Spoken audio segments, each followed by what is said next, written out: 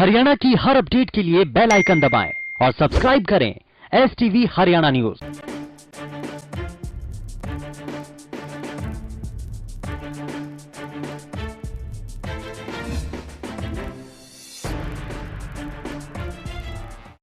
नमस्कार, आप देख रहे हैं हमारी खास पेशकश और मैं हूं आपके साथ शुभेंदु सिंह। और आज बात हम बेफिक्री की कर रहे हैं।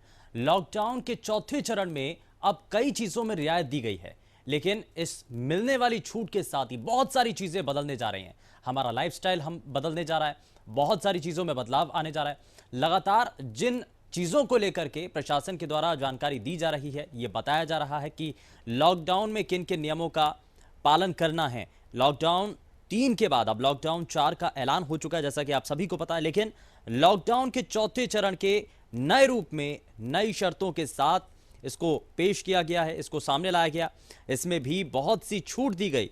हरियाणा में भी लॉकडाउन के चौथे चरण में कई महत्वपूर्ण रियायतों के साथ, सुविधाओं के साथ साथ इसको लागू किया गया। राज्य में कंटेनमेंट एरिया को छोड़कर राज्य के बाकी क्षेत्रों में फैक्ट्रियों को खोलने की इजाजत दी गई है। इसके साथ ही बस सेवाएं शुरू की गई। तो दूसरी तरफ देश में कोरोना के मामले तेजी से बढ़ रहे हैं, यह भी एक चिंता का बड़ा कारण है।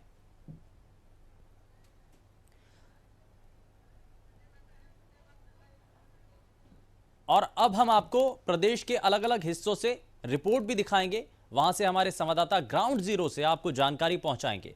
राहत जो दी गई है, कहीं आफत ना बन जाए। किस रूप में लॉकडाउन के चौथे चरण का पालन किया जा रहा है, क्या लोग जो नई गाइडलाइंस जारी की गई हैं उसकी अनुपालना कर रहे हैं। और इसमें सबसे ज्यादा सावधानी बरतने की जरूरत है, क्योंकि अब आवाजाही पहले की तरह शुरू हो रही है। लेकिन अब ऐसे में किन किन और चीजों का हमें ध्यान रखना होगा, इन सभी चीजों के साथ जरा आगे बढ़ते हैं और प्रदेश के अलग अलग हिस्सों की तस्वीरें आपको दिखाते हैं। सबसे पहले आपको फतेहाबाद लिए चलते हैं। हमारे संवाददाता अजय मेहता हमारे साथ सीधे जुड़ चुके हैं, उनका रुख कर लेते हैं। अजय, सबसे पहले बताइए कि इस लॉकडाउन के चौथे चरण में बहुत सारी चीजों में बदलाव आया, लेकिन तस्वीरों को देख करके आप अपने आसपास देख रहे हैं जो तस्वीरें, उनमें यह लग रहा है कि इस नियमों का पालन किया जा रहा है, गाइडलाइन को फॉलो किया जा रहा है। जी देखिए, बिल्कुल बताना चाहूंगा कि फतेहाबाद के अंदर जिस प्रकार से जो चौथे चरण का अभी लॉकडाउन हुआ है और उसके अंदर जिस प्रकार से रियायतें दी गई हैं, वो एक रियायतें दी गई हैं लोगों की सहूलियत के लिए। लेकिन हालात क्या हो रहे हैं, लोग जो इसका बेजा इस्तेमाल कर रहे हैं। आप मेरे पीछे देख पा रहे हो कि किस प्रकार से सोशल डिस्टेंसिंग भी नहीं है। और इधर थोड़ा सा बोलूंगा दिखाने के लिए, ये देखिए यहाँ कहीं पे भी सोशल डिस्टेंसिंग की पालना की नहीं की जा रही। लोग काफी संख्या में खड़े हुए हैं और कहीं पर भी यहाँ पुलिस कर्मचारी भी नहीं है। लेकिन एक चीज राहत की बात शुभेंदु यहाँ ये है कि फतेहाबाद का जो मुख्य बाजार है, हंस मार्केट से लेके जवाहर चौक तक, जहाँ कहीं पे भी जो है वायलेशन नहीं होती नजर आई है। लेकिन जो ये बाजार है ये है मोबाइल मार्केट। यहाँ पर लगातार ऐसी शिकायतें मिलती रही हैं कि यहाँ सोशल डिस्टेंसिंग जैसी मुख्य जो बातें हैं इनकी पालना नहीं की जा रही। जी शुभेंदु। लेकिन इस बीच यहाँ मैं ये भी जानना चाह रहा हूँ, क्योंकि अजय, इसमें बहुत सारी चीज़ों के अंदर जब बदलाव किया गया है, लोग कितना ध्यान दे रहे हैं, गौर कितना कर रहे हैं इन चीज़ों को लेकर, और प्रशासन कितना सजग है। आज अगर प्रशासन की बात की जाए तो फतेहाबाद के चौक चौराहों पर और मुख्य बाजारों में पुलिस कर्मचारियों की तैनाती तो ज्यों की त्यों बनी हुई है। लेकिन जो स्थिति अभी बदली है, एकदम से लोग बदलना भी शुरू किया है, लोगों ने बाहर निकलना भी शुरू किया है। लोग उसी तरह से बाहर निकल रहे हैं जैसे पहले चरण से पहले बाहर निकल रहे थे। लोगों को कतई फर्क नहीं पड़ता कि कोरोना जो है एक बड़ी महामारी का रूप लेता जा रहा है। 1 लाख से ज्यादा मामले आज दर्ज पूरे देश में किए जा चुके हैं। लेकिन बावजूद इसके लोग जो है अभी भी कहीं ना कहीं जो है इसकी वायलेशन करते नजर आ रहे हैं। कहीं मास्क नहीं लगा रहे हैं, कहीं सैनिटाइजेशन का प्रयोग नहीं हो रहा है, कहीं जो है मुख्य तौर पर अगर बात करें कि सोशल डिस्टेंसिंग जैसे मामले हैं। अजय, अगर आप बातचीत करें, लोगों से जरा जानने की कोशिश करें, वो क्या कह रहे हैं इस लॉकडाउन के चौथे चरण को लेकर के, रियायतें क्या और मिलनी चाहिए इसमें। जी बिल्कुल, अभी चौथे चरण का लॉकडाउन शुरू हो चुका है, तो क्या लगता है कि जो ये रियायतें जो सरकार की तरफ से दी गई हैं ये माकूल हैं या और भी रियायतें मिलनी चाहिए। बोलो। सरकार ने जो दिया है वो सही है, जो सरकार कर रही है वो सही है। सरकार की वोटिंग करना चाहिए, हमें उनका उल्लंघन नहीं करना। जी देखिए, अभी जो लोग यहाँ खड़े हुए हैं जिनसे हमारी बातचीत हुई अभी, वो कहना है कि जितनी रियायतें दी गई हैं वो तो ठीक हैं, लेकिन इन जो रियायतों का उल्लंघना नहीं होनी चाहिए। अगर उल्लंघना होती है तो कहीं ना कहीं ये मुसीबत खड़ी हो सकती है। जी शुभेंदु। बिल्कुल, ये मुसीबत फिर से खड़ी हो सकती है, फिर से मुसीबत बढ़ सकती है। बहुत ज़्यादा चिंता की बात भी है। खैर, बहुत शुक्रिया अजय मेहता इस जानकारी के लिए। आप हमारे साथ जुड़े, आपने फतेहाबाद की तस्वीरों को साझा किया हमारे सभी दर्शकों के साथ। लेकिन हम आपको ये बता दें कि अब रियायतें तो दी गई हैं, छूट आपको मिली, आप अपने घरों से बाहर निकल सकते हैं, अपने काम पर जा सकते हैं, अपने ऑफिस जा सकते हैं, अपने दफ्तर जा सकते हैं। लेकिन इस सब के बीच आपको बहुत सी चीज़ों का ध्यान रखना होगा, क्योंकि इतने समय की जो आपकी तपस्या है, इतने समय का जो आपका लॉकडाउन का आपने पालन किया, आपने अपने आप को, अपने परिवार को बचाया, तो ये पूरी जो मेहनत है वो सब पर पानी फिर जाएगा अगर आपने जरा सी लापरवाही बरती। यानी कि आपको जब अपने घरों से बाहर निकलना है, अपने ऑफिस में पहुंचना है, तो आपको अपने चेहरे को ढक करके रखना है, आपको अपने चेहरे पर मास्क लगाना है और ऐसे ही बहुत सारी चीजों का एहतियात रखना होगा। और चलिए जरा आगे बढ़ते हैं, हिसार की तस्वीरें भी आपको दिखाते हैं। अनूप कुंडू हमारे संवाददाता हमारे साथ सीधे जुड़ चुके हैं, उनका रुख भी कर लेते हैं। अनूप, क्या अभी तक जानकारी, हिसार से अभी तक अपडेट क्या है? लॉकडाउन की इस नई गाइडलाइंस का पालन किस रूप में किया जा रहा है?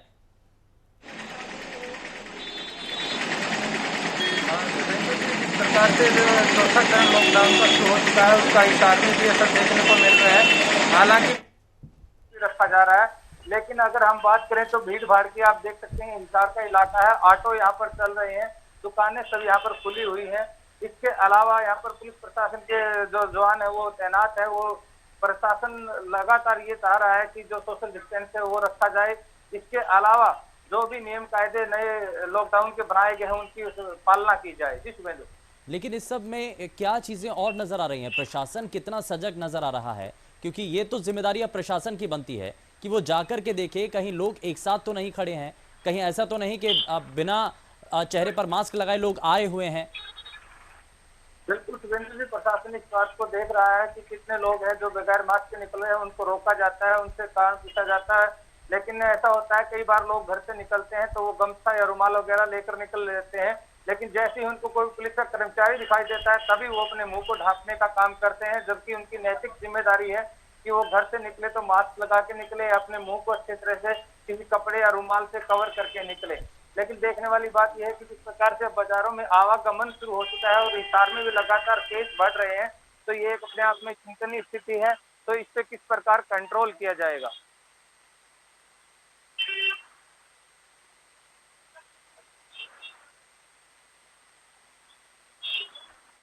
तो ये हम लगातार अपने सभी दर्शकों को ये तस्वीरें भी दिखा रहे हैं और हमारे संवाददाता अनूप भी इस पर जानकारी दे रहे हैं। अनूप, लेकिन इसमें कुछ और भी चीजें हैं अलग अलग जगहों पर, बाजारों में, क्योंकि अब ऑल्टरनेट तरीके से इन बाजारों को खोलने की तैयारी है। व्यापारी इस पर क्या कह रहे हैं?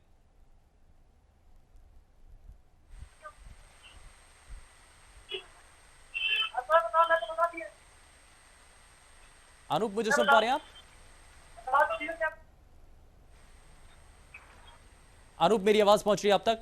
जी जी, अब आइए।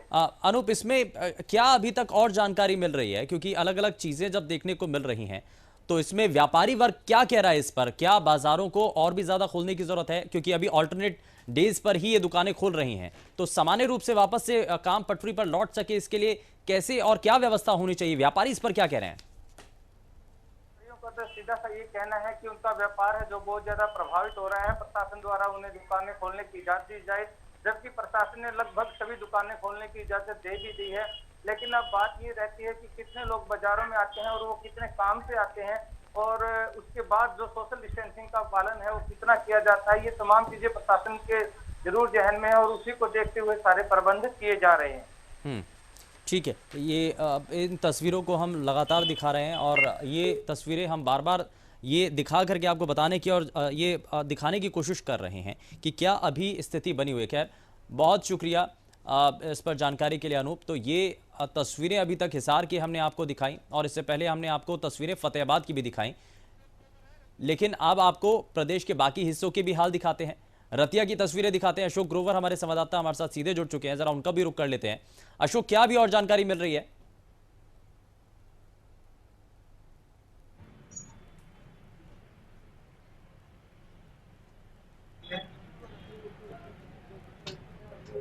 अशोक, मुझे सुन पा रहे हैं आप? हाँ शुभेंदु, क्वेश्चन दोहराइए। अशोक, अभी क्या जानकारी मिल रही है? लॉकडाउन आगे बढ़ चुका है, चौथे चरण में आ चुका है, क्या अब अपडेट है, क्या जानकारी है, तस्वीरें क्या देखने को मिल रही हैं?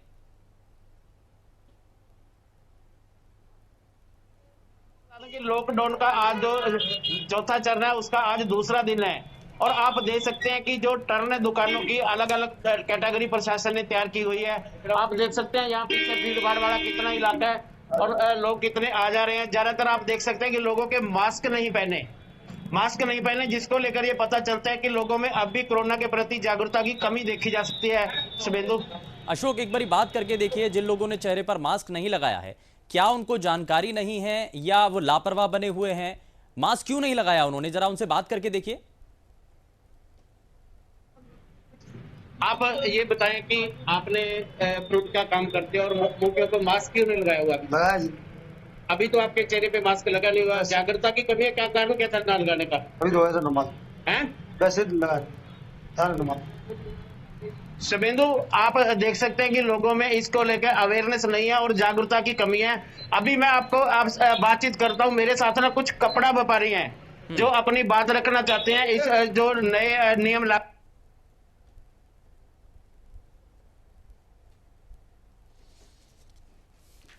कुछ तकनीकी खामी है, लेकिन ये तस्वीरें हमने आपको रतिया से दिखाई और हालांकि अभी भी न सिर्फ रतिया के अंदर बल्कि प्रदेश के अलग अलग हिस्सों में भी ये तस्वीरें देखने को मिल रही है जहां पर जागरूकता की कमी है। लोग चेहरे पर अभी भी मास्क नहीं लगा रहे हैं।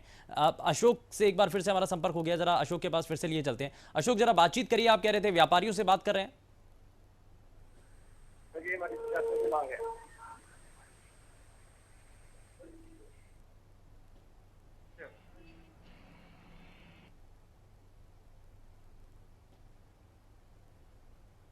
लगता है कुछ खामी है, लेकिन इन सभी चीज़ों के इतर सोशल डिस्टेंसिंग का आपको पालन करना होगा। हम बार बार ये बता रहे हैं आपको कि किन चीज़ों का आपको ध्यान रखना है। अपने घर से बाहर जब निकले तो आपको कौन कौन सी बातें जो अपने जहन में रखनी होंगी। सबसे पहली चीज़, जो आपको चेहरे पर मास्क लगाना है, अपने चेहरे को ढक करके रखना है और साथ ही साथ आपको इस दौरान सोशल डिस्टेंसिंग का भी पालन आपको ज़रूर करना होगा। और ये एक ऐसे मूल मंत्र हैं आज के समय में जो आपको इस घातक वायरस से बचा सकते हैं। और आपको यह भी बता दें कि लॉकडाउन 3 के बाद से लॉकडाउन 4 का ऐलान हो चुका है और लॉकडाउन 4 नए रूप में है, नई शर्तों के साथ है। बहुत हद तक रियायत इसमें दी गई है, लेकिन इन रियायत मिलने के साथ ही आपको गौर करना होगा, ध्यान देना होगा उन बुनियादी चीजों पर, बेसिक चीजों पर, जिसको लेकर के आपको अब आगे सजग और भी ज्यादा होने की जरूरत है। अशोक ग्रोवर हमारे साथ फिर से बन गए। अशोक, क्या बात करके देखिए जरा, व्यापारियों से आप कह रहे थे बात कर रहे हैं, क्या कह रहे हैं व्यापारी? लगता है शायद कुछ खामी है, लेकिन आपको बता दें कि राज्य में कंटेनमेंट एरिया को छोड़कर राज्य के जो बाकी क्षेत्र हैं वहां पर फैक्ट्रियों को खोलने की इजाजत दे दी गई है। इसके साथ ही बस सेवाएं भी शुरू हो चुकी हैं और दूसरी तरफ देश में कोरोना के मामले तेजी से बढ़ रहे हैं।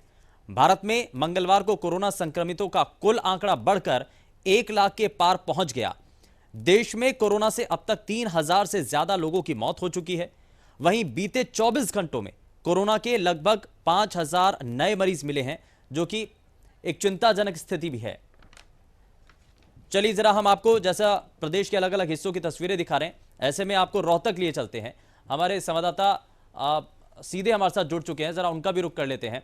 हर्षवर्धन, सबसे पहले बताइए कि क्या अभी तक जानकारी मिल रही है? लॉकडाउन के चौथे फेज में हम पहुंच चुके हैं, लेकिन अब रियायतें बहुत हद तक हैं, लेकिन चुनौतियां भी उससे ज्यादा अब लोगों के सामने है, प्रशासन के सामने है।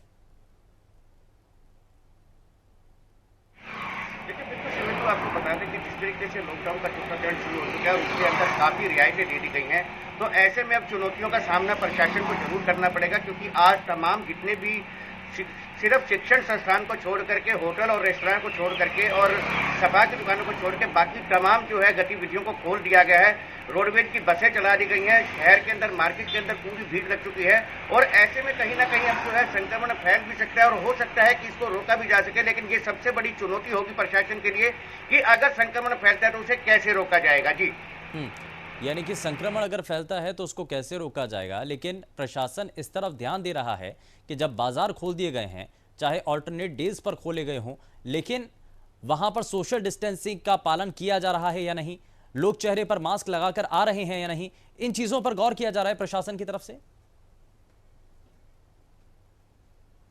देखिए, फिलहाल की अगर बात की जाए तो जिस तरीके से हमने अभी बाजार में घूम करके देखा था तो लोग किसी प्रकार का, बहुत ही कम लोग हैं जो मास्क लगा के आ रहे हैं, नहीं तो लोग वैसे ही जैसे पहले रूटीन में आते थे उसी रूटीन के अंदर लोग आ रहे हैं। और इस मामले को देखने के लिए जिला प्रशासन का ना कोई अधिकारी वहां पर नियुक्त है जो इनको इस बात के बारे में समझा सके, और ना ही पुलिस को इस तरीके के अधिकार दिए गए हैं कि पुलिस जो है लोगों को समझा सके।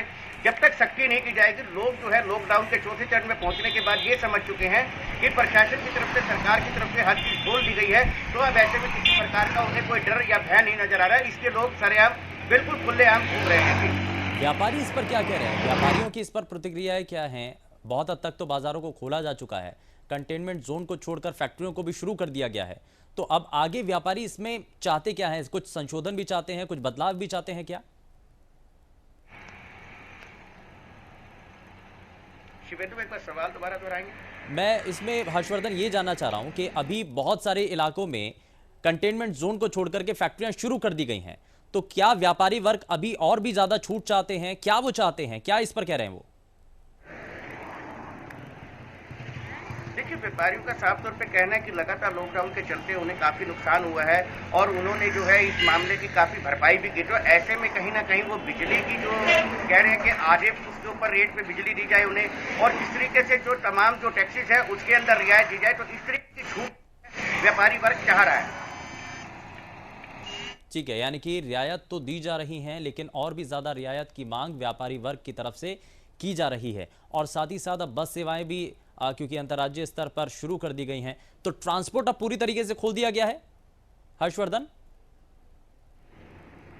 देखिए, बिल्कुल ट्रांसपोर्ट की बात की जाए तो ट्रांसपोर्ट पूरी तरीके से खोल दिया गया है। जिस तरीके से पहले रूटीन के अंदर बसें चलती थी, उसी रूटीन से बसों को चालू कर दिया गया है। और हालांकि इसके अंदर, और जिस तरीके से एक पहले जाने के लिए पास की जरूरत होती थी, लेकिन अब भारत सरकार की तरफ से एक ही साइट बना दी गई है। अगर किसी को कहीं जाना है तो वो केवल और केवल वही सी वेबसाइट के ऊपर, लिंक के ऊपर अपनी डाउनलोड करेगा और उसको वहीं से ही जो है हैंड टू हैंड ही जो है कोविड का जो पास है वो मिल जाएगा। लेकिन सोशल डिस्टेंसिंग, क्योंकि अब ट्रांसपोर्ट भी शुरू कर दिया गया है, तो ऐसे में ये बड़ी चुनौती है। सोशल डिस्टेंसिंग का पालन कैसे हो, इन सब चीजों को कैसे देख रहा है प्रशासन?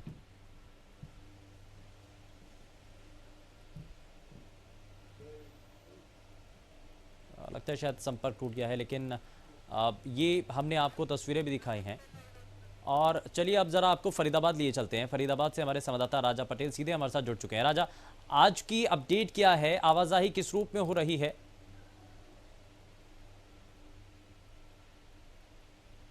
फरीदाबाद की बात करें तो जिस तरीके से लॉकडाउन 4 की शुरुआत कल हुई थी, पर आज कहीं भी पूरे फरीदाबाद में ये नजर नहीं आ रहा कि लॉकडाउन 4 है, क्योंकि तमाम जो मार्केटें हैं, चाहे कपड़ों की बात करें, चाहे तमाम दुकानों की बात करें, सभी मार्केटें खोल दी गई हैं। और साफ तौर पर जिस तरीके से कल मुख्यमंत्री मनोहर लाल खट्टर की स्पीच के बाद बल्लभगढ़ और फरीदाबाद की तमाम जो दुकानें हैं वो खोल दी गई हैं और सोशल डिस्टेंसिंग की यहाँ पर धज्जियां उड़ाई जा रही है। साफ तौर पर जिस तरीके से जो परमिशन दुकानों को मिली थी, साफ तौर पर कल मुख्यमंत्री ने भी कहा था कि लोगों को कहीं ना कहीं जागरूक होना होगा, पर जिस तरीके से मार्केटों में भीड़ देखी जा रही है वो काफी चिंताजनक है, क्योंकि फरीदाबाद में लगातार जिस तरीके से मामले बढ़ते हुए नजर आ रहे हैं, 150 से पार कोरोना मरीजों की संख्या हो चुकी है, उसके बावजूद जिस तरीके से जो हालात फरीदाबाद में आज सुबह से दिखाई दे रहे हैं वो काफी चिंताजनक है। जी राजा, इसमें जो मार्केट खोली गई हैं, बाजार जब खोले गए हैं, वापस पटरी पर व्यवस्था को लाने की कोशिश की जा रही है, तो नियम क्या जिला स्तर पर भी इसको लेकर के बनाए गए हैं कि इन दुकानों को इस दिन खोलना है या बाकी दुकानों को दूसरे दिन खोलना है? जी बिल्कुल, देखिए आपसे कुछ देर में फरीदाबाद उपायुक्त अधिकारियों की मीटिंग लेंगे, उसके बाद फरीदाबाद में डिसीजन लिया जाएगा कि ऑड इवन की तरह से जिस तरीके से दुकान दिल्ली में खोली जा रही है वैसे खोलें या फिर क्या हालात हैं। पर अभी फिलहाल जो जानकारी है, तमाम जो फरीदाबाद की बात करें, फरीदाबाद की और बल्लभगढ़ की तमाम जो दुकानें हैं सारी पूरी खुली हैं और साफ तौर पर ज़्यादातर भीड़ मार्केट में देखी जा रही है। साफ तौर पर जिस तरीके से सुबह से बात करें दुकानदारों की, तो दुकानदारों से भी हमने बात की, साफ तौर पर यही कह रहे हैं कि जिस तरीके से 17 तारीख के बाद लॉकडाउन 4 की शुरुआत हुई है, वो कहीं ना कहीं लगातार जो अधिकारी हैं उनसे उन्होंने मीटिंगों का दौर जारी था। उन्होंने साफ तौर पर अधिकारियों से भी अपील की थी कि ऑड इवन सुझाव दुकानदारों ने, व्यापारियों ने दिया था कि ऑड इवन तरीके से यहाँ पर दुकान खोली जाए। पर आज की जो स्थिति है, तमाम दुकानें बल्लभगढ़ और फरीदाबाद की मार्केट में खुली हैं और साफ तौर पर मार्केटों में भीड़ देखी जा रही है। जी वापस अब क्योंकि फैक्ट्रियां धीरे धीरे खुलने लगी हैं, कंटेनमेंट जोन को छोड़ करके फैक्ट्रियों में भी काम शुरू हो रहा है, लेकिन जैसा कि कल भी हम इस बात का जिक्र कर रहे थे कि प्रवासी मजदूर हैं नहीं, वो पलायन कर चुके हैं, तो ऐसे में फैक्ट्रियों के अंदर काम कैसे हो रहा है, फैक्ट्री मालिक इस पर क्या कह रहे हैं, क्या वापस मजदूरों को बुलाने की तरफ भी कोई कवायद है? जी, इस बारे में कहीं न कहीं हमारी जो फैक्ट्री के ओनर हैं, जो मालिक हैं, उनसे बात हुई है। उन्होंने भी कहीं न कहीं चिंता जाहिर की है। साफ तौर पर सरकार को घेरने की कोशिश की। उन्होंने साफ तौर पर यही कहा है कि यदि सरकार पर्याप्त फैसिलिटी प्रवासी मजदूरों को देती तो इस तरीके की नौबत नहीं आती, पलायन नहीं करते वो लोग। पर जिस तरीके से जो मजदूरों की कमियां फरीदाबाद में खड़ी है, क्योंकि तमाम जो इंडस्ट्री है वो आज से खुलनी चालू हो जाएंगी, और जिस तरीके से मजदूर अपने गाँव की ओर कहीं न कहीं पहुंच चुके हैं, तो साफ तौर पर बहुत बड़ी चुनौती कंपनी मालिकों के लिए रहेगी कि आखिरकार मजदूर कहाँ से लाएं, क्योंकि अभी लगातार जो सिलसिला है वो जारी है। कहीं न कहीं जो मजदूर हैं अपने गांव जाने को मजबूर है, क्योंकि सरकार ने पर्याप्त सुविधा मुहैया नहीं कराई। इंडस्ट्री के जो मालिक हैं उन्होंने पर्याप्त सुविधा मुहैया नहीं कराई, इसलिए वो कहीं न कहीं गांव जाने को मजबूर है। अब कहीं न कहीं चिंता जाहिर कर रहे हैं इंडस्ट्री के जो ओनर हैं, जो मालिक हैं, और साफ तौर पर वो सरकार से, प्रशासनिक अधिकारियों से अपील कर रहे हैं अब जो प्रवासी मजदूर अपने गाँव की ओर जा रहे हैं उनको रोका जाए, उनको समझाया जाए, क्योंकि फरीदाबाद में जो इंडस्ट्री एरिया है वो सारे खुलने को तैयार हैं, और साफ तौर पर मजदूरों की कमी कहीं न कहीं खिलेगी फरीदाबाद में। जी, लेकिन राजा, इसमें क्योंकि अब भी लॉकडाउन के चौथे चरण के अंदर जब हम देख रहे हैं कि बहुत सारी चीज़ों को के अंदर रियायत दी गई है, फैक्ट्रियों को खोलने की तरफ कदम उठाए जा रहे हैं, लेकिन उसके बाद आज भी अगर आप सड़कों पर देखेंगे तो पलायन करते हुए मजदूरों की संख्या आपको सड़कों पर आज भी नजर आएगी। तो ऐसा क्यों है? क्योंकि अब तो वापस से कामकाज शुरू होने जा रहा है, उसके बावजूद भी अब भी लोग पलायन कर रहे हैं।